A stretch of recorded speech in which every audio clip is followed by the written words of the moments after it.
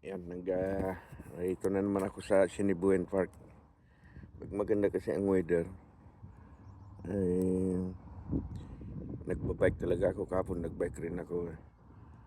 Pero other way, bumalik ako agad kasi umuulan. Maraming napaka-peaceful kasi. Yung isip mo, naalis ang stress mo pag ganito ang lugar na puntahan mo. Yan mga duck ko, 4 na piraso. Pag sa Lambo ba yan, wala. Itirador na dayon.